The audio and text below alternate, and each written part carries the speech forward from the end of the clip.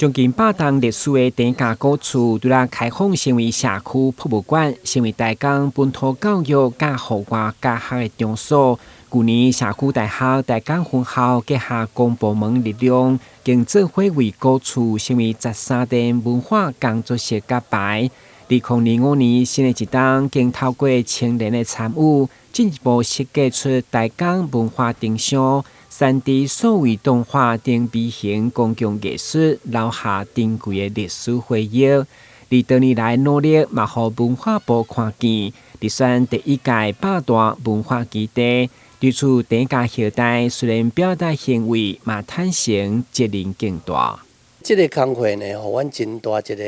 一个鼓励啊，真欢喜。但是责任阁愈大呢。这个钱，这个奖励金是咱人民纳税交出来，所以阮一定要真认真慎重，较打拼，来继续来推销这个文化生态的工会。当记者来到茶家古厝后代，嘛正来赶工布置，将古厝后房相关珍贵的文物来整理展示，希望加3间来对外开放。面对茶家古厝等于是文化基地内涵，嘛互一路催生的台港社区大学执行长感触真深，因为文化就是生活。希望借此唤起台港各庄头类似种族共有的建物，拢来重新思考加入社区博物馆，互古厝有了新生命。对台湾要来发展这个百大文化基地来讲，13殿茶家古厝的意义就是伫遮里，伊会当作为全国的这个参与，就是日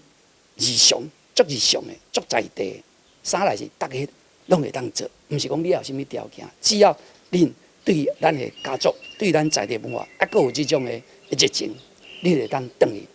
找你的亲戚朋友，找阿伯啊，摕姆啊，摕伯啊，大家烧烧，就甲咱的老祖先，大间细间都无要紧，都会当来依照这方法来成立咱的在地文化基地。茶家古厝嘛，因为做出成绩，除了种种的力量，甲有志有钱出钱，有力出力。现在政府嘛小听，希望互咱身躯边的感受到文化基地，成为国内外游客参访的新据点。台南新闻阮吉采访报道。